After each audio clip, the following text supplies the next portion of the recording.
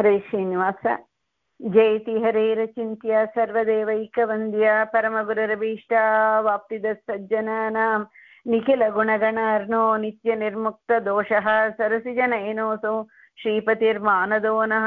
ಜೈತ್ಯಜೋ ಅಖಂಡ ಗುಣೋರ್ಮಂಡಲಃ ತದೋದಿತೋ ಜ್ಞಾನಮರೀಚಿಮಾಲಿ ಸ್ವಭಕ್ತಃ ದೋಚ್ಯತಮೋ ನಿಹಂತ ವ್ಯಾಸಾವತಾರೋ ಹರಿರಾತ್ಮಭಾಸ್ಕರಃ.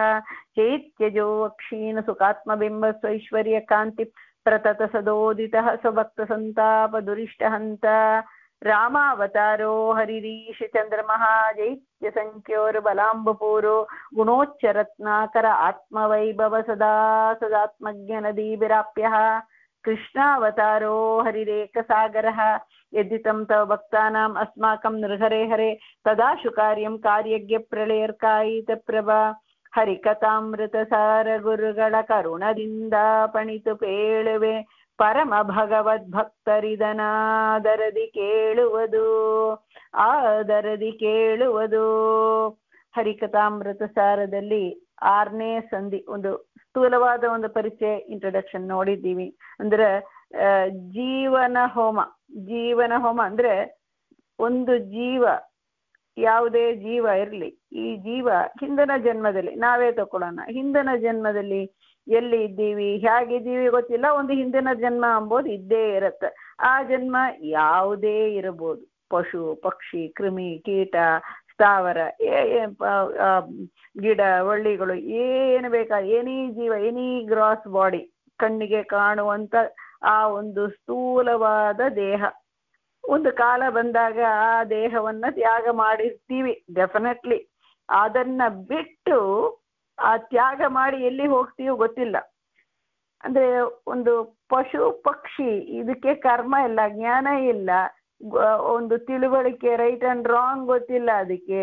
ಸೊ ಅದಕ್ಕೆ ಕರ್ಮ ಬಂಧನ ಅದಕ್ಕೆ ಒಂದು ಇಲ್ಲ. ತಿಳಿದು ಮಾಡಿದ್ರನೇ ಆಗತ್ತಲ್ಲ, ತಿಳುವಳಿಕೆಯನ್ನೇ ಇಲ್ಲ.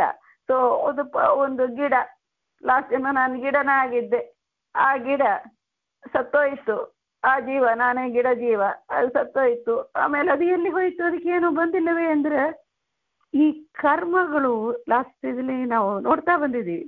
ಇದು ಹೇಗೆ ಅಂದ್ರೆ ಆ ಕರ್ಮ ಒಂದು ಮೆಚ್ಯೂರಿಟಿ, ಹೇಗೆ ಒಂದು ಯಾವುದೇ ಒಂದು ಹೂ ಅರಳಬೇಕು ಅದಕ್ಕೆ ಒಂದು ಕಾಲ ಇದೆ. ನೀವು ಎಷ್ಟೇ ಏನೇ ಮಾಡಿ ಅದು ಯಾವ ಕಾಲದಲ್ಲಿ ಅರಳಬೇಕು, even you hear the process, even that is included.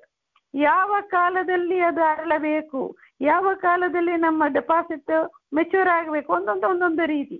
So ಹಾಗೇನೆ ಕರ್ಮಗಳು ಒಂದೊಂದು ಕರ್ಮ ಒಂದೊಂದಲ್ಲಿ ಮೆಚ್ಯೂರ್ ಆಗುತ್ತೆ. ಲಾಸ್ಟ್ ಜನ್ಮ ನಂದು ಒಂದು ಗಿಡ ಬಳ್ಳಿ ಆಗಿದ್ರೆ ತಿರ್ಗಾ ಆ ಜನ್ಮ ಆ ಕರ್ಮ ಆದ ಮೇಲೆ ಇನ್ನೊಂದು ಸೆಟ್ ಆಫ್, ಒಂದು ಕರ್ಮ ಇಲ್ಲ, ಸೆವರಲ್ ಕರ್ಮ, several hundreds and thousands of ಕರ್ಮಗಳು ಯಾವಾಗ ಮೆಚ್ಯೂರ್ ಆಗಬೇಕು ಅದಕ್ಕೆ ತಕ್ಕಂತೆ ದೇಹವನ್ನ ದೇವರು ಕೊಡ್ತಾನೆ. ಸೊ ಈಗಿವ ನಾವೇ ಹಿಂದಿನ ಜನ್ಮದಲ್ಲಿ ಹೋಗಿದ್ದೀವಿ. ನೆಕ್ಸ್ಟ್ ಸೆಟ್ ಆಫ್ ಕರ್ಮಗಳು, ಒಳ್ಳೆ ಕರ್ಮಗಳು ಮಾಡಿರ್ತೀವಿ ಅಂದ್ಕೊಳ್ಳಿ, ಮನುಷ್ಯ ದೇಹ ಪಡೆಯಬೇಕು ಅಂದ್ರೆ ಆ ಮನುಷ್ಯ ದೇಹ ಬರುವ ಮಾರ್ಗವೇ ಬೇರೆ ಇರುತ್ತೆ. ಅದನ್ನ ಈ ಪಂಚಮಹಾಸಂಧಿಯಲ್ಲಿ ಒಂದು ಕೆಲವು ಬಿಗಿನಿಂಗ್ಲಿ ಆ ಒಂದು ಪದ್ಯಗಳಲ್ಲಿ ಇದನ್ನ ಹೇಳಿದ್ದಾರೆ. ಸೊ ಅದಕ್ಕೆ ಅದು ಪಂಚಮಹಾಯಜ್ಞ ಸಂಧಿ ಅಂತ ಅದಕ್ಕೆ ಹೆಸರು ಕೊಟ್ಟು ಬಂದಿದೆ. ಇದಕ್ಕೆ ಸಂವಾದಿಯಾದಂಥ ಅನೇಕ ಭಗವತ್ ರೂಪಗಳನ್ನ ಈ 6ನೇ ಸಂಧಿಯಲ್ಲಿ ಹೇಳ್ತಾ ಹೋಗ್ತಾರೆ. ಈ ದೇಹದಲ್ಲಿ ಹಾಗೆ ಅಂತ.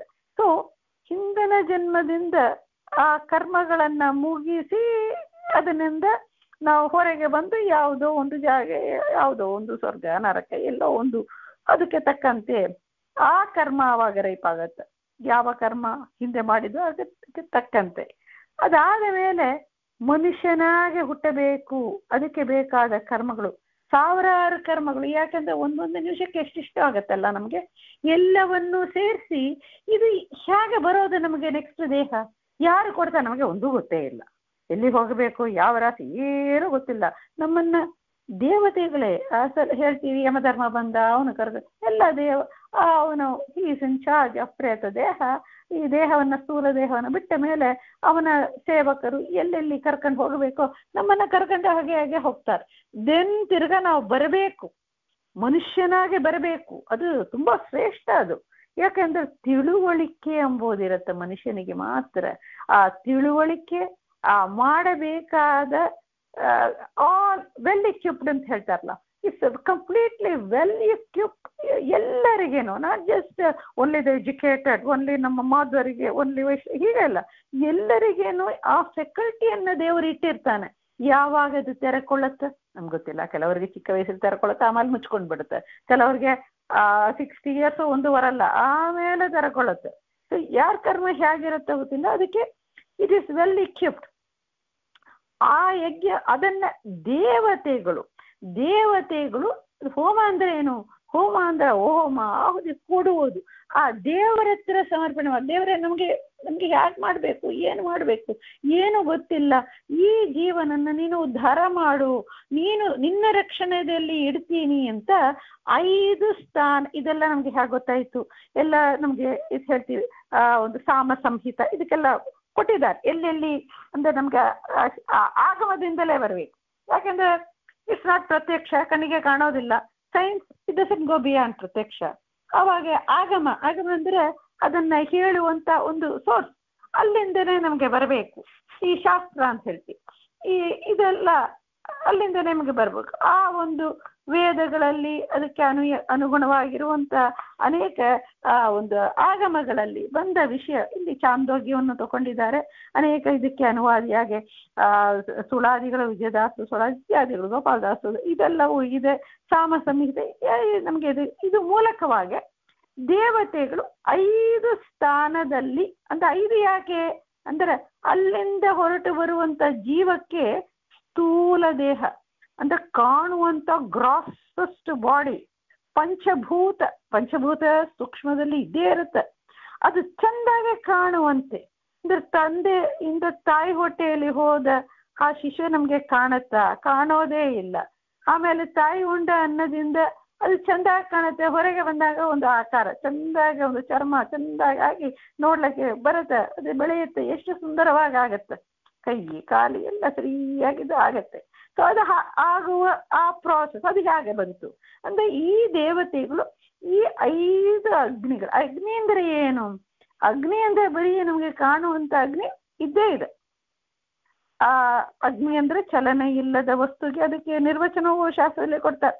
ಚಲನೆ ಇಲ್ಲದ ವಸ್ತುಗೆ ಚಲನೆ ಕೊಡುವುದು ಅಂಥ ಒಂದು ಅಗ್ನಿ. ಅದು ಯಾರು? ನಮ್ಮ ಅಗ್ನಿ. ನಾವು ನೋಡುವಂತ ಬೆಂಕಿ ಇರುತ್ತೆ, ನೀರು ಇರ್ತೀವಿ, ನೀರು ತೆಪ್ಪಗಿರುತ್ತೆ, ಬೆಂಕಿಯಲ್ಲಿ ಚಲನೆ ಬರುತ್ತೆ, ಅದಕ್ಕೆ ಮೂಮೆಂಟ್ ಬರುತ್ತೆ. ಸೊ ಅದಕ್ಕೆ ಬರುತ್ತಾ ಇಲ್ಲ, ಅಲ್ಲಿ ಒಂದು ಅಗ್ನಿದೇವ ಇದ್ದಾನೆ, ಸಪ್ತಜಿಹ್ವ ಅವನಿದ್ದಾನೆ, ಅವನಿಗೆ ಶಕ್ತಿ ಇದೆಯಾ? ಕಣ್ಣಿಗೆ ಅವನು ಕಾಡೋದಿಲ್ಲ, ಅವನಿಗೆ ಇಲ್ಲಲ್ಲ, ಅದು ಒಳಗೆ ವಾಯುದೇವರ ಇಲ್ಲಲ್ಲ, ಲಕ್ಷ್ಮೀದೇವಿಗೇನೋ ಅದೇ ಒರಿಜಿನಲ್. ಯಾರಿಗೆ ಸ್ವತಂತ್ರವಾಗಿ ಆ ಶಬ್ದದ ಚಲನೆ ಇಲ್ಲದ ವಸ್ತುವಿಗೆ ಸ್ವತಃ ಚಲನೆ ಇಂಡಿಪೆಂಡೆಂಟ್ಲಿ ಕೊಡುವವನು ಯಾರು ಅಂದ್ರೆ ಅದು ದೇವರೇ ಆಗ್ತಾನೆ. ಸೊ ಅಗ್ನಿ ದೇವರೇ ಆಗ್ತಾನೆ. ಸೊ ಅವನತ್ರ ದೇವತೆಗಳು ಆ ಒಂದು ಅಗ್ನಿ ಭಗವಂತನಲ್ಲಿ ಸಮರ್ಪಣೆ ಮಾಡಿ, ದೇವರೇ ಈ ಜೀವನ ರಕ್ಷಣೆ ಮಾಡಿ, ಇದಕ್ಕೆ ಏನೇನು ಅಂಗಿಗಳನ್ನ ಹಾಕಬೇಕು. ಜೀವ ಕಣಿಗೆ ಕಾಣೋದಿಲ್ಲ, ಅವಾಗ ಏನೇನು ಒಂದೊಂದಾಗಿ ಅಂಗಿಗಳನ್ನ ಅಂಗಿ ಹಾಕೋದು ಅಂದ್ರೆ ಅಲ್ಲಿ ಇರೋದನ್ನೇ ಅವನು ಅದನ್ನ ಮೆಟೀರಿಯಲ್ ಇಟ್ಟುಕೊಂಡು ಅಲ್ಲೇ ಇರುತ್ತೆ, ಸೂಕ್ಷ್ಮವಾಗಿರುತ್ತೆ. ಯಾವ ಕರ್ಮಕ್ಕೆ ಹೇಗೆ ಬರಬೇಕು ಆ ದೇಹವನ್ನ ಒಂದೊಂದಾಗೆ ದೇಹವನ್ನು ಕೊಡ್ತಾ ಬರ್ತಾನೆ. ಕೊನೆಯಲ್ಲಿ ತಾಯಿ ಹೊಟ್ಟೆಯಿಂದ ಬಂದಾಗೆ ಚಂದಾಗೆ ಕಾಣುತ್ತೆ. ಇದನ್ನ ದೇವತೆಗಳು ಮಾಡ್ತಾರೆ. ಒಂದೊಂದು ಅಗ್ನಿ ಅಂದ್ರೆ ಏನು? ನಾವು ಅಗ್ನಿ ಅಂದ್ರೆ ನಮ್ಗೆ ಗೊತ್ತಲ್ಲ, ದೇವರು ಅಂತ ಒಂದು ತಗೊಂಡಿದ್ವಿ. ಅಗ್ನಿ ಅಂದ್ರೆ ಅಲ್ಲಿ ಹೇಳ್ತಾರೆ, ಅಗ್ನಿಯಲ್ಲಿ ಏನಿದೆ? ಅಗ್ನಿ ಅಂದ್ರೆ ಏನು? ನಾವು ಹೋಮ ಮಠದಲ್ಲಿ ಇವಾಗ ಮಾಡ್ತೀವಿ, ಏನಾಗುತ್ತೆ ಅಬ್ಸರ್ವ್ ಮಾಡಿದ್ರೆ ಏನು ಎಲ್ಲರಿಗೆ ಗೊತ್ತಿರೋ ವಿಷಯ. ಅಗ್ನಿ ಅಂದ್ರೆ ಅಲ್ಲಿ ಆ ಒಂದು ಸಮಿತ್ ಅಂತ ಅದು ಚಾಂದೋಗ್ಯದಲ್ಲಿ ಬಂದ ಸಮಿತ್ ಅಂದ್ರೆ ಕಟ್ಟಿಗೆ ಬೇಕು. ಇದು ಹೋಮ ಮಾಡ್ಬೇಕಂದ್ರೆ ಕಟ್ಟಿಗೆ ಬೇಕಲ್ಲ, ಕಟ್ಟಿಗೆ ಬೇಕು. ಕಟ್ಟಿಗೆ ಎಂತ ಕಟ್ಟಿಗೆ? ಯಾವ ಕಟ್ಟಿಗೆ ಬೇಕಾದ್ರೆ ತಂದೆ ನಮ್ಮ ಬ್ಯಾಕ್ ಯಾರ್ಡ್ಲಿ ಇರೋ ಕಟ್ಟಿಗೆ ಬಾನ್ ಫೈರ್ ಮಾಡೋ ತರ ಮಾಡಲ್ಲ. ಆಚಾರ್ಯ ಹೇಳ್ತಾರೆ, ಈ ಕಟ್ಟಿಗೆ ಇಲ್ಲಿ ಇರುತ್ತೆ ನೋಡಿ, ಇದು ಯಜ್ಞ ಕಟ್ಟಿಗೆ, ಇದು ಸ್ಪೆಷಲ್ ಆಗಿರುವಂತ ಇದನ್ನೇ ಬಳಸಬೇಕು ಇದಕ್ಕೆ ಅಂತ. ಆ ಸ್ಪೆಸಿಫಿಕ್ ಕಟ್ಟಿಗೆಗೆ ಸಮಿತ್ ಅಂತ ಅದಕ್ಕೆ ಹೇಳ್ತಾರೆ. ಅದು ಹಾಕಿದ ತಕ್ಷಣ ಏನ್ ಬರುತ್ತೆ? ಎಲ್ಲರಿಗೂ ಗೊತ್ತಿರೋ ಅದು ಏನ್ ಬರುತ್ತೆ? ಹೊಗೆ ಬರುತ್ತೆ. ಹೊಗೆ ಬರಬೇಕು. ಅಲ್ಲಿ ಆ ನೀರಿನ ಪಸೆ ಸ್ವಲ್ಪ ಇರುತ್ತೆ. ಯಾಕಂದ್ರೆ ಕಟ್ಟಿಗೆಯಲ್ಲಿ ಎಲ್ಲವೂ ಇದೆ, ಎಲ್ಲವೂ ಕಟ್ಟಿಗೆ ಕಾಣುವ ಕಟ್ಟಿಗೆ ಪ್ರತಿ ಅಂಶ, ಆಮೇಲೆ ಅಲ್ಲಿ ಇರುವಂತ ಹೊಗೆ ಗಾಳಿ ಅಂಶ ಇರುತ್ತೆ, ಆಮೇಲೆ ಅಲ್ಲಿ ಇರುವಂತ ಬೆಂಕಿ ಇದೆ, ಎಲ್ಲವೂ ಅದರಲ್ಲಿ ಇರುತ್ತೆ. ಸೊ ಹೀಗೆ ಹೊಗೆ ಎಂಬುದು ನೀರಿನ ಅಂಶ, ನೀರಿದ್ದನ್ನೇ ಹೊಗೆ ಬರುತ್ತೆ ನೋಡಿ. ಸೊ ಅದು ನೀರಂಶವೂ ಇದೆ, ಏನಿದೆ ಪ್ರತಿ ಅಂಶ ಇರೋದ ಕಟ್ಟಿಗೆ ಕಾಣುತ್ತಲ್ಲ, ಅದು ಅದರ್ವೈಸ್ ಬೂದಿ ಅದು ಬೀಳುತ್ತಲ್ಲ. ಸೊ ನಮ್ಗೆ ಅದು ಪ್ರತಿ ಅಂಶ ಇದೆ. ಆಮೇಲೆ ಫಸ್ಟ್ ಬರೋದು ಹೊಗೆ, ಅದು ನೀರಿನ ಅಂಶ. ಪೃಥ್ವಿ ಅಪ್ಪು ನೀರು ಇದ್ರೇ ಹೊಗೆ ಬರುತ್ತೆ, ಹೊಗೆ ಕಾಣುತ್ತೆ, ಒಂದು ಗಾಳಿ ದರ ಏನೋ ಒಂದು ಕಾಣುತ್ತೆ, ಅದು ಬರಬೇಕು ಅಂದ್ರೆ ಅದಕ್ಕೆ ನೀರು ಇರಬೇಕು, ನೀರು ಇದ್ರೇ ಹೊಗೆ. ಸೊ ನೀರಿದೆ ಅಂತ ನಮಗೆ ಗೊತ್ತಾಗೋದು, ಓಹೋ ಈ ಕಟ್ಟಿಗೆಯಲ್ಲಿ ನೀರಿದೆ ಅಂತ. ಸೊ ಕಟ್ಟಿಗೆ ಒಳಗೆ ಯಾರೋ ತಂದು ಇಟ್ಟಿಲ್ಲ, ಮಳೆ ಬಂತು ಅದ್ರಲ್ಲಿ ನೀರು ಬಂದು ಇಲ್ಲ, ಅದು ಎಲ್ಲದಲ್ಲೇನೋ ನೋಡಿದ್ದೀವಿ, ಎಲ್ಲದಲ್ಲೇನೋ ಎಲ್ಲವೂ ಇರುತ್ತೆ, ಅದು ಅಭಿವ್ಯಕ್ತಿ ಆಗುತ್ತೆ. ಆ ಸಮಿತ್ ಹಾಕಿದಾಗೆ ಅಲ್ಲಿ ಇರುವಂತ ಆ ನೀರಿನ ಅಂಶ ಹೊರಗೆ ಬಂದು ಹೊಗೆಯಾಗ ಬರುತ್ತೆ, ಬರಬೇಕಂತೆ ಈ ಹೋಮ ಮಾಡೋವಾಗ ಆ ಹೊಗೆ ಬರುತ್ತೆ.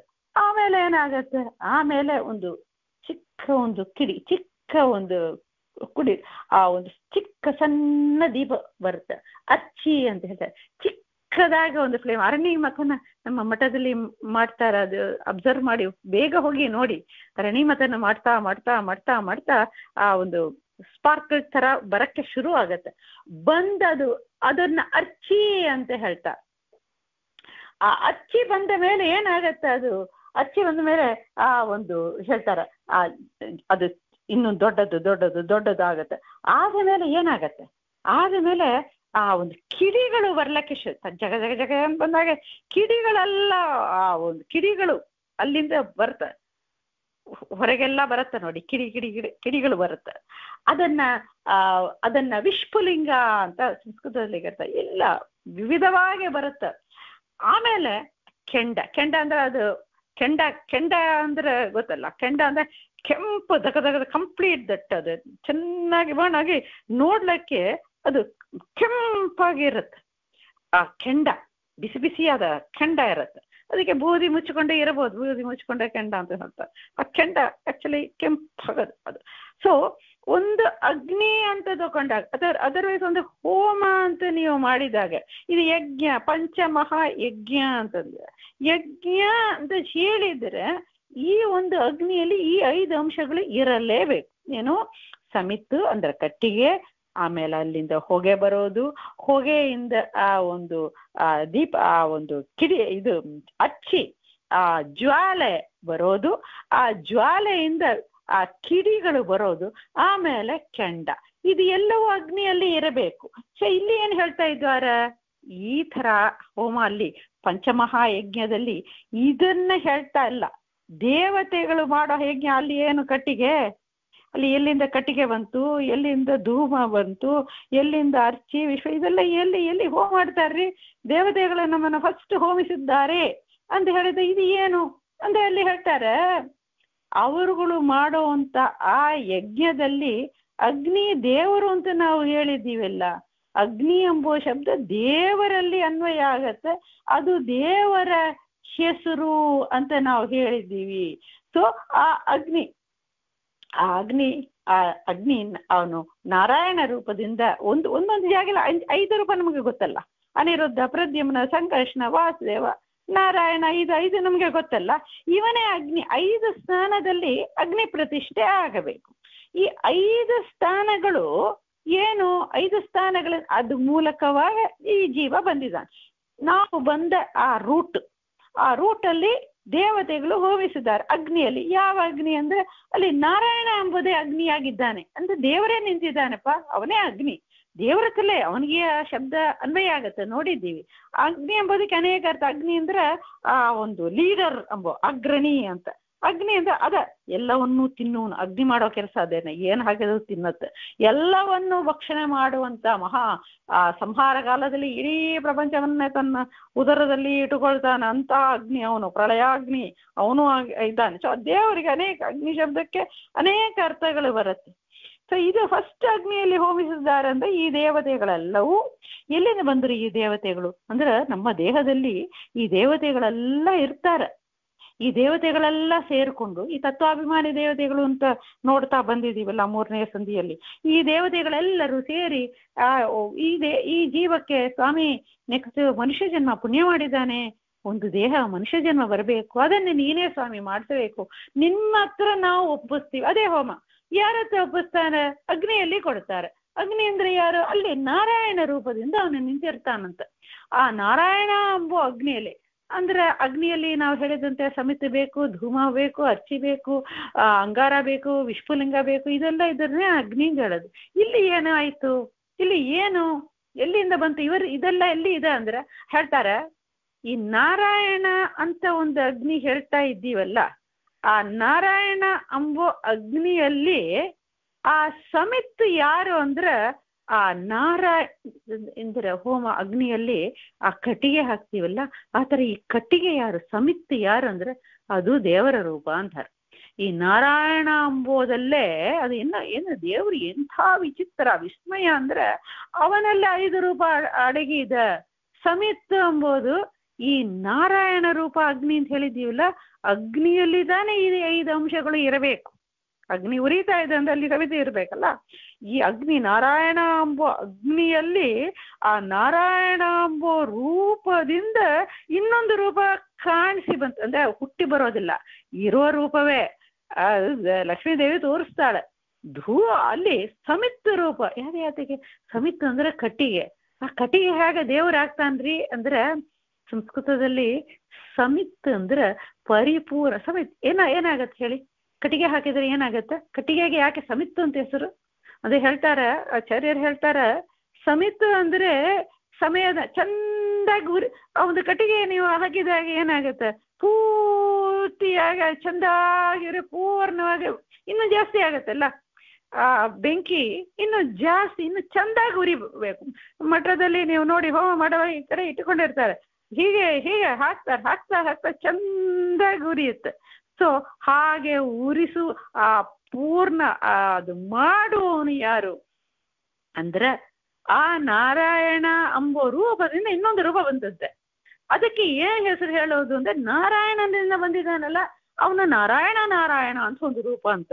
ಇದೆಲ್ಲ ದೇವರ ರೂಪ. ಈ ವಿಸ್ಮಯ ಇದು ದೇವತೆಗಳು ಕಾಣ್ತಾರೆ, ಋಷಿ ಮುನಿಗಳು ಇದನ್ನೆಲ್ಲ ಕಂಡು ಅದನ್ನ ಅವರು ವೇದಗಳಲ್ಲಿ ಇದು ಬಂದಿದೆ. ಸೊ ನಾರಾಯಣವನ್ನೇ ಸಮಿತ್. ಯಾಕೆ ಅಂದ್ರೆ ಅದು ಪರಿಪೂರ್ಣವಾಗಿ ಮಾಡಿಕೊಡುವನು. ಆ ಒಂದು ಸಮಿತ್ಗೆ ಆ ಒಂದು ಕ್ವಾಲಿಟಿ ಚಂದಾಗಿ ಯಾಕೆ ಉರಿಬೇಕ್ರಿ? ಅದು ಚಂದಾಗಿ ಯಾಕೆ ಉರಿಬೇಕು? ಅದು ಉರಿಯುತ್ತೆ ಅಂತೆ. ಯಾಕೆ ಅನ್ಸರಿಲ್ಲ. ಅದು ನೇಚರ್ ಅಂತೆ.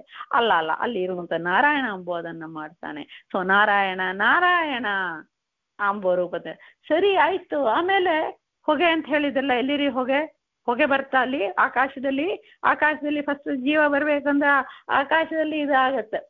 ಆಕಾಶದಲ್ಲಿ ಅಂದ್ರೆ ಸ್ವರ್ಗಲೋಕ ಅಂತ ಹೇಳ್ತಾರೆ. ಸ್ವರ್ಗಲೋಕ ಅಂತ ಬಂದ ಒಂದು ಆಕಾಶ ಸ್ಪೇಸ್ ಅಲ್ಲಿ ಆಗತ್ತೆ. ಅದು ಅಲ್ಲಿ ಹೊಗೆ ಬರತ್ತೆ ರೀ ಅಂದ್ರೆ ನಾವು ಹೇಳಿದ್ದೆ ಅಗ್ನಿ ಅಂದ್ರೆ ನಾರಾಯಣ ಅಂತ ಹೇಳಿದ್ದೀವಿ. ಯಾಕಂದ್ರೆ ಅದರ ಅರ್ಥ, ಶಬ್ದದ ಅರ್ಥ ಅವನು ಎಲ್ಲವನು ಚಲಿಸುವವನು, ಸ್ವತಂತ್ರವಾಗಿ ಚಲಿಸುವಂತ. ಆಮೇಲೆ ಸಮಿತ್ ಅಂದ್ರೆ ಚಂದಾಗೆ ಬೆಳಗಿಸುವಂತ ಚಂದಾಗಿ ಉರಿ ಪೂರ್ಣ ಮಾಡುವನು ಅಂದಾಯ್ತು. ಇಲ್ಲಿ ಧೂಮ ಅಂತ ಬಂದರೆ ಏನು? ಅಲ್ಲಿ ಹೊಗೆ ಏನು ಅಂದ್ರೆ ಅರೆ ಧೂಮ ಅಂಬೋದಕ್ಕೆ ಹೊಗೆ ಎಂಬೋ ಅರ್ಥ ಇದ್ದನು, ಅದಕ್ಕೆ ಇನ್ನೊಂದು ಅರ್ಥವೂ ಇದೆ. ಆ ಧೂಮ ಅಂತ ಹೇಳುವಾಗ ಅದು ಹೇಳ್ತಾರೆ, ಧೂಮ ಮಾಡ್ತಾನೆ ಅಂದ್ರೆ ಅದನ್ನ ಆ ಒಂದು ದುಷ್ಟಶಕ್ತಿಗಳನ್ನ ಓಡಿಸ್ತಾನಂತ. ದುಷ್ಟಶಕ್ತಿಗಳನ್ನೆಲ್ಲ ಓಡಿಸುವ ಕಾರಣದಿಂದ ಇವನಿಗೆ ಧೂತ್ಕರಣ ಅಂತ ಹೇಳ್ದ. ಅವನು ಧೂಮ ಎಂಬ ಶಬ್ದ ಯಾರಿಗೆ ರೀ ಅಂದ್ರೆ ಅಲ್ಲಿ ಅವರು ಧೂಮ ಹೊಗೆಯನ್ನ ನೋಡಿಲ್ಲ ರೀ. ಧೂಮ ಎಂಬ ಹೆಸರಿನಿಂದ ವಾಸುದೇವರು ಇವಾಗ ನಾರಾಯಣದಿಂದ ನಾರಾಯಣ ಬಂತಲ್ಲ, ಈ ನಾರಾಯಣ ಅಂದ್ರೆ ಇನ್ನೊಂದು ರೂಪ ಕಾಣಿಸಿಕೊಟ್ಟು ಇದ್ದ ರೂಪ, ಇರೋ ರೂಪ ಪ್ರಕಟ ಆಯ್ತಂತ. ಅದರ ಹೆಸರು ಧೂಮ ಆಗತ್ತೆ. ಅಂದ್ರೆ ಧೂಮ ಎಂಬ ಮೂಲಕವಾಗಿ ಅದು ವಾಸುದೇವ ರೂಪವನ್ನ ಇಲ್ಲಿ ಹೇಳ್ತಾ ಇದ್ದಾರೆ. ಧೂಮ ಎಂಬ ಅಂದ್ರೆ ದೈತ್ಯರು ಶತ್ರುಗಳು ಎಲ್ಲ ಅದೇ ಟ್ರಂಬಲ್ ಅಂತ ಅಂದ್ರೆ ಧೂತ್ಕರಣ ಅಂತ ಅದಕ್ಕೆ ಆ ರೂಪದಿಂದ ಮಾಡ್ತಾರೆ ಅಂತ ಧೂಮ ಅಂತ ಹೇಳ್ತಾರೆ. ಆಮೇಲೆ ಇನ್ನೊಂದು ಜ್ವಾಲೆ ಬರ್ಬೇಕು, ಅರ್ಚಿ ಅಂತ ಹೇಳ್ತಾರೆ ಅಂದ್ರೆ ಚೆಂದಾಗೆ ಪೂಜೆ, ದೇವರಿಗೆ ಪೂಜೆ ಮಾಡುವಾಗ ಹೇಗೆ ಮಾಡ್ತೀವಿ, ದೀಪ ಇಟ್ಟು ಪೂಜೆ ಮಾಡ್ತೀವಿ. ಚೆಂದಾಗೆ ದೀಪಗಳು ಎಷ್ಟೆಷ್ಟು ದೀಪ ಇರುತ್ತೋ, ನಮ್ಗೆ ದೀಪಾವಳಿ, ನವರಾತ್ರಿ ಇವೆಲ್ಲ ದೀಪಗಳು ಸಾಲು ಸಾಲಾಗ ಮಾಡಿ ಬರ್ತೀವಿ. ಸೊ ಅದು ಬಂದಾಗ ಏನೋ ಚೆಂದಾಗಿ ಅರ್ಚನೆ, ಚೆಂದಾಗಿ ಪೂಜೆ ಮಾಡಿದ್ದೀವಿ ಅಂತ, ಚೆಂದಾಗಿ ಯಾರಿಗೆ ಅರ್ಚನೆ ಮಾಡುತ್ತಾ ಇದ್ದೀವಿ ಇದು ಅಂತ ಹೇಳಿದ ಇಸೋ ಅಡೋರಬಲ್ ಅಂತ. ಅಷ್ಟು ಚಂದಾಗಿ ಆರಂಚಿತ ಅಂತ ಚಂದಾಗೆ ಪೂಜೆ ಮಾಡಿಸಿಕೊಳ್ಳುವವನು ಅವನು ಯಾರಂದ್ರೆ ಅದು ಸಂಕರ್ಷಣ, ಚಂದಾಗ ಸಮ್ಯಕ್ ಕರ್ಷತಿ, ಚಂದಾಗೆ ಮಾಡಿಸ್ತಾನಂತ ಅವನು ಸಂಕರ್ಷಣ. ಅವನನ್ನೇ ಅರ್ಚಿ ಅದು ಹೆಸರು ಅವನಿಗೆ ಆಗತ್ತ. ಆ ರೂಪ ಕಂಡು ಬಂತಂತವರಿಗೆ ಅಲ್ಲಿ ಇರುವಂಥದ್ದು. ಆಮೇಲೆ ಅಂಗಾರ ಅಂತ ಹೇಳ್ತಾರೆ. ಅಂಗಾರ ಅಂದ್ರೆ ಏನು ಅಂದ್ರೆ ಅಲ್ಲಿ ಏನ್ ರೂಪ ಬಂತು ಅಂದ್ರೆ ಅಂಗಾರ ಎಂಬ ರೂಪದಿಂದ ಇದು ಪ್ರದ್ಯುಮ್ನ ರೂಪ ಬಂತಂತೆ. ಅದು ಹೇಗ್ರಿ ಅದು ಬಂತು ಅಂತ ಹೇಳಿದ್ರೆ ಅಂಗ ಅಂದ್ರೆ ತನ್ನ ದೇಹದಿಂದ ತನ್ನ ಜೊತೆಯಲ್ಲಿ ತನ್ನ ದೇವರ ದೇಹ ಒಂದೊಂದು ಅವಯವಗಳು ದೇವರೇ ರೂಪಗಳು. ಅವನ ರೂಪದಿಂದ ಅವನೇ ಒಂದು ತೃಪ್ತಿಯನ್ನ ಪಡೆಯುತ್ತಾನೆ. ಅವನಿಗೆ ಯಾರಿಂದ ಲಕ್ಷ್ಮಿಯಿಂದಲೂ ತೃಪ್ತಿ ಇಲ್ಲ. ಮತ್ತೆ ನಮಗೆ ಏನು ಬೇಕು ರೀ ಅಂದ್ರೆ ನಮ್ಮ ದೇಹದಲ್ಲಿ ಇದ್ದು ನಮ್ಮ ಕಣ್ಣಿಗೆ ಏನಾದ್ರು ವಸ್ತು ಏನೋ ರೂಪ ನೋಡಿ, ನಮ್ಮ ಮಕ್ಕಳು ನೋಡಿ ನಮಗೆ ಸಂತೋಷ, ಕಿವಿಯಲ್ಲಿ ಒಳ್ಳೆಯ ಸುಂದರ ಹಾಡಿ ಕೇಳಿ ಸಂತೋಷ, ಒಂದೊಂದು ಅಂಗದಲ್ಲಿ ಇದ್ದು ನಮಗೆ ಸಂತೋಷ ಕಾಲಕ್ಕೆ ಬರುತ್ತಲ್ಲ ಅದನ್ನ ಮಾಡಿಸ್ತಾನೆ. ಸೊ ಅಂಗಾರ. ವಿಶ್ವಲಿಂಗ ಅಂದ್ರೆ ಆ ಒಂದು ವಿವಿಧಂ, ಆ ಒಂದು ಡಿಫರೆಂಟ್ ಫ್ಲಾಶಿಂಗ್, ನಮ್ಗೆ ಆಚೆ ಯೋಚನೆ ಬಂತು ಇದು ಅಂತ ನಾವು ಮಾಡ್ತೀವಲ್ಲ, ಅದು ವಿವಿಧ ಸ್ಫುರಣೆಗಳು, ವಿವಿಧ ಥಾಟ್ಸ್, ವಿವಿಧ ಕಿಡಿಗಳು ಹಾಗೆ ಬರುತ್ತಂತ ನಮ್ಗೆ. ಫ್ಲಾಶಸ್, ಇಂಟರ್ನಲ್ ಫ್ಲಾಶಸ್ ನೆನಪು ಬಂದು ಅವ್ರ ಮನೆಯಲ್ಲಿ ಜಾಂಗ್ರಿ ತಿಂದದು ಇಂಥದ್ದು ನಮ್ಗೆ ಬರುತ್ತೆ. ಸೊ ಹೀಗೆ ಆ ದೇವರ ಆ ರೂಪಗಳು. ಸೊ ಒಂದೊಂದು ದೇವರ ನಾರಾಯಣ ಎಂಬ ಅಗ್ನಿಯಲ್ಲಿ ಇರುವಂತ 5 ಅಂಶಗಳು ಯಾವುದಿದೆ ಅಂತ ಹೇಳಿದ್ರೆ ದೇವರ ರೂಪಗಳು. ನಾರಾಯಣ, ವಾಸುದೇವ ನಾರಾಯಣ, ಸಂಕರ್ಷಣ ನಾರಾಯಣ, ಪ್ರದ್ಯುಮ್ನ ನಾರಾಯಣ, ಅನಿರುದ್ಧ. ಎಷ್ಟು ರೂಪ ಆಯ್ತು? 5 ರೂಪ ಪ್ಲಸ್ ನಾರಾಯಣ ಎಂಬ ಅಗ್ನಿ. ನಾರಾಯಣ ಒಂದು, ಅದು ಅಗ್ನಿ. ಅದರಲ್ಲಿ ಇರುವಂತಹ 5 ಅಂಶಗಳು ಸಮಿತ್, ಧೂಮ, ಅರ್ಚಿ, ಅಂಗಾರ, ವಿಶ್ವಲಿಂಗ. ಸೊ ಒಂದು ಅಗ್ನಿ, ಅದರಲ್ಲಿರುವಂತ 5 ಅಂಶಗಳು ಎಷ್ಟಾಯ್ತು? 6. ಇದು 6 ಯಾವುದು? ಇದು ಸ್ವರ್ಗದಲ್ಲಿ ದೇವತೆಗಳು ಆ ಜೀವವನ್ನ ಆ ಒಂದು ಜೋಪಾನವಾಗ ದೇವರಲ್ಲಿ ಇಡ್ತಾರೆ. ಸೊ ಹೀಗೆ ಅವರು ಮಾಡಿದ್ದಾರೆ. ಸೊ ಹೀಗೆ 6 ರೂಪಗಳಾಯ್ತಲ್ಲ, ಅದು ಈ 6 ರೂಪಗಳು 5 ಸ್ಥಾನಕ್ಕೆ ಬರುತ್ತೆ. ಈ 5 ಸ್ಥಾನಕ್ಕೆ ಈ 6 ರೂಪಗಳು ಬಂದರೆ 30 ರೂಪಗಳು. ಅದನ್ನೇ ಇದು ಫಸ್ಟ್ ಅಲ್ಲಿ ಈ ಇಂಟ್ರಡಕ್ಷನ್ ಹೀಗೆ ಕೊಡ್ತಾ ಇದ್ದಾರೆ. ಏನು? ಜನನಿ ಪಿತ ಭೂವಾರಿದಾಂಬರ ಏನಿಪ ಪಂಚಾಗ್ನಿಯಲಿ ನಾರ ಯಣನ ತ್ರಿಂಶತಿ ಮೂರ್ತಿಗಳ ವ್ಯಾಪಾರ ವ್ಯಾಪ್ತಿಗಳ ನೆನೆದು ದಿವಸಗಳೆಂಬ ಸಮಿಧೆಗೆ ಲನುದಿರಂತರ ಹೋಮಿಸುತ್ತ ಪಾವನಕ್ಕೆ ಪಾವನ ನೆನಿಪ ಪರಮನ ಬೇಡು ಪರಮ ಸುಖ ಅಂತ ಹೇಳ್ತಾರೆ. ಸೊ ಈ 5 ಸ್ಥಾನಗಳು ಏನು ಅಂದ್ರೆ ನಾನು ಆಕಾಶ ಅಂತ ಭಕ್ತಿ ಹೇಳಿದೆ, ಉಪನಿಷತ್ತದಲ್ಲಿ ಹಾಗೇ ಇದೆ. ಅದ ದಾಸರು ಇಲ್ಲಿ ಹೇಳ್ತಾರ ಜನನಿ ಅಂತ. ಆ ರಿವರ್ಸ್ಲಿ ತರ್ತಾರೆ, ತಾಯಿ, ತಂದೆ, ಭೂಮಿ, ಮಳೆ ಮತ್ತು ಆಕಾಶ ಅಂತ. ಇದು ಯಾಕೆ ದಾಸರು ಉಲ್ಟಾ ಮಾಡಿದ್ದಾರೆ ಅಂದ್ರೆ ಇಟ್ಸ್ ಆಲ್ವೇಸ್ ಹೇಳಿಕೊಡುವಂತ ರೀತಿ ಹೇಗೆ ಅಂದ್ರೆ from the known to unknown. ನಾವು ಹುಟ್ಟಿದ್ದೀವಿ, ನಮಗೆ ಗೊತ್ತು. ಎಲ್ಲಿಂದ ಹುಟ್ಟಿದ್ದೀವಿ? ಯಾರಿಗೆ ಬೇಕಾದ್ರೆ ನಮ್ಮ ಅಮ್ಮನಿಂದ ಹುಟ್ಟಿದ್ದೀವಿ, ಇದು is a given. So from known to unknown. ಅಮ್ಮನಿಂದ ಹುಟ್ಟಿದ್ದೀವಿ, ಸ್ವಲ್ಪ ದೊಡ್ಡವರಾದ ಅಮ್ಮನಿಂದ ಹುಟ್ಟಿದ್ದೀವಿ ಅಂದ್ರೆ ಅಪ್ಪ ಬೇಕು ಅಂತ ಅಪ್ಪ ಗೊತ್ತಾಗತ್ತೆ. ಅಪ್ಪ ಅದು 2 ನಮಗೆ ಗೊತ್ತಾಗ. 3ನೇದು ಅಪ್ಪ ಅಮ್ಮ. ಈ ಜೀವ ಎಲ್ಲಿಂದ ಬಂತು ಅದು ಗೊತ್ತಿಲ್ಲ, ಅದು ಶಾಸ್ತ್ರ ಹೇಳುತ್ತೆ. ಜೀವ ಎಲ್ಲಿಂದ ಬಂತು ಅಂದ್ರೆ ತಂದೆ ಉಣ್ಣುವ ಆಹಾರ, ಅವನ ಸ್ಟೇಪಲ್ ಫುಡ್ ಅವರವ್ರ ಪ್ರದೇಶ, ಅವರವರು ಸ್ಟೇಪಲ್ ಫುಡ್. ಆ ಸ್ಟೇಪಲ್ ಫುಡ್ ದೇವರಿಗೆ ನೈವೇದ್ಯ ಮಾಡಿ ಅವನು ಉಂಡಿರ್ತಾನೆ. ಯಜ್ಞತ್ತೇನು ಅವನು ಉಣ್ಣಬೇಕು, ಏನೋ ಉಂಡಿದ್ದಾನೆ, ಅದು ಮೂಲಕವಾಗಿ ಬಂತು ಅಂತ. ಅರೆ ಅನ್ನ ಎಲ್ಲಿಂದ ಬಂತು ರೀ? ಅನ್ನ ಬರ್ಲಿಕ್ಕೆ ಏನು ಅಂದ್ರೆ ಅನ್ನವೇ ಜೀವ ಅಲ್ಲ, ಅನ್ನದ ಜೊತೆಯಾಗಿ ಜೀವ ಬಂದಿದೆ. ಈ ಜೀವ ಅನ್ನದ ಜೊತೆ ಹೇಗೆ ಬಂತು, ಎಲ್ಲಿಂದ ಬಂತು ಅಂದ್ರೆ ಆಕಾಶದಿಂದ ಬಂತು. ಆಕಾಶದಿಂದ ಹೇಗೆ ಬರೋದು? ಮಳೆ ದ್ವಾರ ಬರುತ್ತೆ. ಮಳೆ ಆ ಒಂದು ಬೆಳೆಯಲ್ಲಿ ಹೋಗಿ ಆ ಅನ್ನದಲ್ಲಿ ಬಂದು ತಂದೆಗೆ ಹೋಗಿ ತಾಯಿಗೆ ಬರುತ್ತೆ. ಆ ಮಳೆ ಎಲ್ಲಿಂದ ಬಂತು? ಆಕಾಶದಿಂದ ಬಂತು. ಅಂದ್ರೆ ಈ ಜೀವವನ್ನ ಈ ದೇವತೆಗಳು ಆಕಾಶದಿಂದ ಆ ಒಂದು ನೀರು ಮೇಘ ಅಲ್ಲಿ ಅದು ಅಂದ್ರೆ ನೀರೇ ಜೀವ ಅಲ್ಲ. ನೀರ್ it's like a train. You are travelling in a train ಒಂದೊಂದು ಟ್ರೈನ್ ತಗೊಳ್ಳೋಣ. ಅಲ್ಲಿಂದ ಬರೋದು ಮಳೆ ಎಂಬುದು ಒಂದು ಟ್ರೈನ್. ಆಮೇಲೆ ಈ ಅನ್ನ ಭೂಮಿಗೆ ಬಂದು ಅನ್ನ ಎಂಬುದು ಇನ್ನೊಂದು ಟ್ರೈನ್. ಆಮೇಲೆ ತಂದೆಯಲ್ಲಿ ಬರುತ್ತೆ, ತಂದೆಯು ಒಂದು ಟ್ರೈನೇ. ತಂದೆ ಮೂಲಕವಾಗಿ ಬಂದು ತಾಯಿಯಲ್ಲಿ ಬರಬೇಕು. ಸೊ ಅದು ಒಂದು. ಇನ್ನೊಂದು ಏನಂದ್ರೆ ಮಾತೃದೇವೋಭವ. ಆ ಒಂದು ಗ್ರಾಟಿಟ್ಯೂಡ್ ನಮಗೆ ಬೇಕು. ತಾಯಿ ಎಂಬುದು ಗ್ರಾಟಿಟ್ಯೂಡ್ ಬೇಕು. ಅದಕ್ಕೆ first Janani, don't forget that. ನಾನು ಬರ್ಲಿಕ್ಕೆ ದೇವರು ಬಳಸಿದ ಮಾಧ್ಯಮ, ದೇವತೆಗಳು ಬಳಸಿದ ಮಾಧ್ಯಮ ಮುಖ್ಯವಾಗಿ ನಮ್ಮ ತಾಯಿ ಆಗ್ತಾರೆ. ತಾಯಿಯಿಂದ ನಾವು ಬಂದಿದ್ದೀವಿ. ಸೊ ಅದಕ್ಕೆ ಮಾತೃದೇವೋಭವ, ಪಿತೃದೇವೋಭವ, ತಂದೆ ತಾಯಿ ತಂದೆ ಅದು ನಮಗೆ ಬರಬೇಕು. ಇನ್ನೊಂದು ಫ್ರಮ್ ದ ನೋನ್, ಅಲ್ಲಿಂದ ಅದನ್ನ ನಮಗೆ ತಿಳಿಸಿಕೊಡುವಂತ ಕ್ರಮ. ಸೊ ಹೀಗೆ ಈ ಜೀವ ಬಂತು ಅಂತ ಅದಕ್ಕೆ ಜನನಿ ಎಂಬುದು ಒಂದು ಅಗ್ನಿಸ್ಥಾನ. ತಾಯಿಯಲ್ಲಿ ಅಗ್ನಿ ಅನಿರುದ್ಧ. ತಾಯಿಯಲ್ಲಿ ಅಗ್ನಿ ಅದು ಅನಿರುದ್ಧ ರೂಪದಿಂದ ಇರ್ತಾನಂತ ತಾಯಿಯಲ್ಲಿ. ತಂದೆಯಲ್ಲಿ ಇರುವಂತದ್ದು ಆ ಒಂದು ಅವನು ಪ್ರದ್ಯುಮ್ನ ರೂಪದಿಂದ ಇರ್ತಾನೆ. ಸೊ ಈ ಅಗ್ನಿ ನೋಡಿದ್ದೀವಲ್ಲ ಸ್ಥಾನಗಳು. ತಾಯಿಯ ಒಂದು ಸ್ಥಾನ, ಅಲ್ಲಿ ತಾಯಿಯಲ್ಲಿ ಭಗವಂತ ಅನಿರುದ್ಧನಾಗಿದ್ದಾನೆ, ತಂದೆಯಲ್ಲಿ ಅವನು ಪ್ರದ್ಯುಮ್ನಾಗಿದ್ದಾನೆ. ಆಮೇಲೆ ಹೀಗೆ ಒಂದೊಂದು ಅಗ್ನಿಸ್ಥಾನ, 5 ಸ್ಥಾನಗಳು. ಇದನ್ನೇ ಹೇಳಿದ್ದಾರೆ. ಜನನಿ, ಪಿತ, ಭೂ ಅಂತ ಭೂಮಿಯಿಂದ ಬರುವಂಥದ್ದು, ಭೂಮಿ ದ್ವಾರ ಅನ್ನ ದ್ವಾರ ಬರುವಂತ ಭೂ, ವಾರಿ, ಮಳೆ, ಅಂಬರ, ಆಕಾಶ ಎಂಬ 5 ಅಗ್ನಿಯಲ್ಲಿ ಪಂಚ ಅಗ್ನಿಗಳು. ಈ ಪಂಚ ಅಗ್ನಿಗಳು ಅದು ಅಧಿಷ್ಠಾನ. ಜನನಿ ದೇವರಲ್ಲ, ತಾಯಿಯಲ್ಲಿ ದೇವರು, ತಂದೆಯಲ್ಲಿ ದೇವರು. ಆ ಭೂಮಿಯಿಂದ ಬರುವಂತ ಸಸ್ಯಗಳು ಸ್ಟೇಪಲ್ ಫುಡ್. ಅಲ್ಲಿ ಅನ್ನಂ ಬ್ರಹ್ಮೇತಿ ವಿಜಾನಾತ್. ಅನ್ನ ಹಾಕಿದ ಕೈ ಮುಗಿತೀವಿ, ಅಲ್ಲಿ ದೇವರು. ಅದು 4ನೇ ಸಂಧಿಯಲ್ಲಿ ನೋಡಿದ್ದೀವಿ. ಆಮೇಲೆ ಅದು ಬರ್ಲಿಕ್ಕೆ ಕಾರಣ ಮಳೆಯಲ್ಲಿ ದೇವರ ಸನ್ನಿಧಾನ, ಆಮೇಲೆ ಆಕಾಶದಲ್ಲಿ. ಸೊ ಹೀಗಾಯ್ತು 5. ಇಲ್ಲಿ ಪಂಚಾಗ್ನಿ ಆಯ್ತು. ಇಲ್ಲಿ ಏನು ನಾರಾಯಣ ಏನ್ ಹೇಳಿದೀವಿ, ಒಂದೊಂದು ಅಗ್ನಿಯಲ್ಲಿನೂ 5 ಅಂಶಗಳು. ಸೊ 6 ಆಗತ್ತೆ. 5 ಅಗ್ನಿಗಳು, ಒಂದೊಂದು ಅಗ್ನಿಯಲ್ಲಿನೂ 5 ಅಂಶಗಳು, ಮತ್ತು ಈ 5 ಅಗ್ನಿ ಸ್ಥಾನಗಳು. ಟೋಟಲಿ ಏನಾಯ್ತು 630. ಸೊ ಅದನ್ನೇ ಹೇಳ್ತಾರೆ ನಾರಾಯಣನ ತ್ರಿಂಶತಿ. 3 ಶತಿ ಅಂದ್ರೆ ಆ ಒಂದು 10, ತ್ರಿಂಶತಿ ಅಂದ್ರೆ 30 ಮೂರ್ತಿಗಳು. ಅದಕ್ಕೆ ಮೂರ್ತಿ ಅಂತ ಹೇಳಿದ ದೇವರ ರೂಪಗಳು, ಆ ಆಕಾರ ವಿಶೇಷದಿಂದ ದೇವರ ರೂಪಗಳು.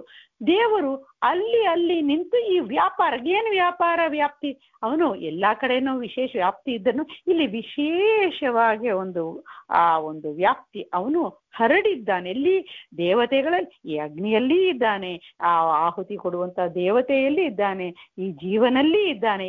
ಎಲ್ಲಿ ಏನು ಅಂದ್ರೆ ನಮ್ಮ ಈ ಹೃದಯದಲ್ಲಿ ಇರುವಂತಾನೆ, ನಮ್ಮ ಬಿಂಬರೂಪನಾಗಿ ನಮ್ಮಲ್ಲಿ ಇರುವನೇ ಇಷ್ಟು ರೂಪಗಳಿದ್ದಾನ. ಸೊ ಇಲ್ಲೆಲ್ಲ ಇದ್ದು ಈ ವ್ಯಾಪ್ತಿಯೂ ಇದೆ.